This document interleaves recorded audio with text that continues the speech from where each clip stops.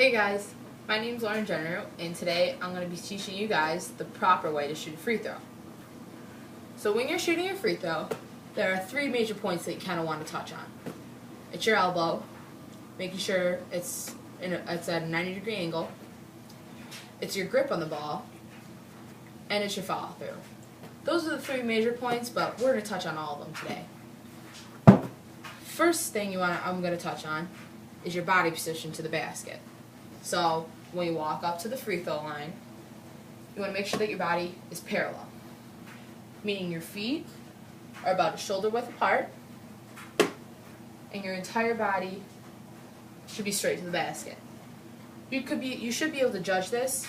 If I had a piece of string on my forehead, it should be directly to the front of the basket, and it should be a straight line. So that's how you can know that you're parallel. So your body's parallel. That's your first step. Second step is going to be your grip on the ball. Grip of the ball is important because this is kind of where you get your follow through. You never want to palm the ball. That means that there's no space. It's just your hand in the ball. I've been taught at a young age that that's a big basketball no-no. You always want to make sure that you have some space on the ball when you're shooting, meaning your fingertips are pretty much holding the ball. It's going to give you that touch, that little spin that you get on the ball, what people call shooter's touch. So, body's parallel, feet shoulder width apart, you got the proper grip on the ball. Now we're going to talk about your elbow. Your elbow, you need two major points. You need to make sure that your elbow is locked, and it's locked at a 90-degree angle, straight to the basket. You should be able to see the 90-degree angle in my arm, in my elbow. So, I've got that.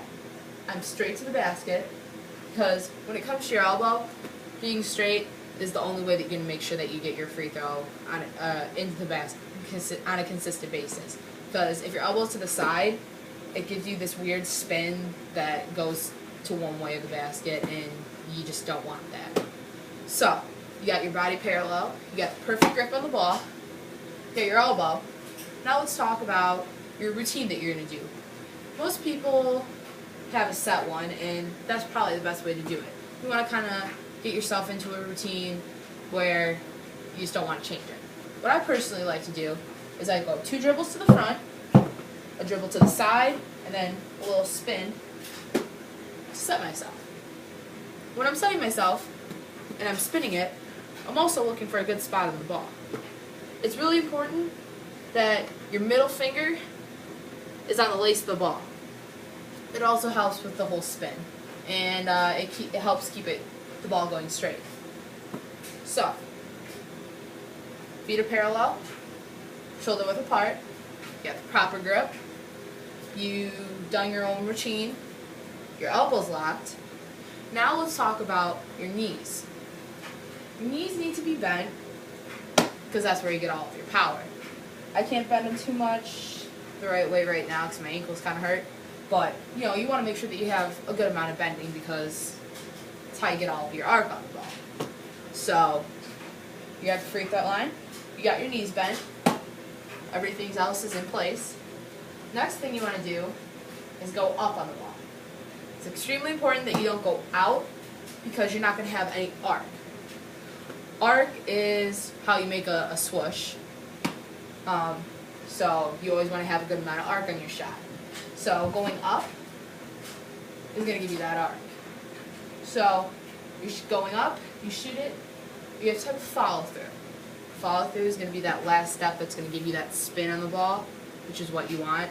And say you're a little short on one of your shots, that little extra spin and momentum, that shooter's touch that you have, can sometimes be the difference between making or not making a shot.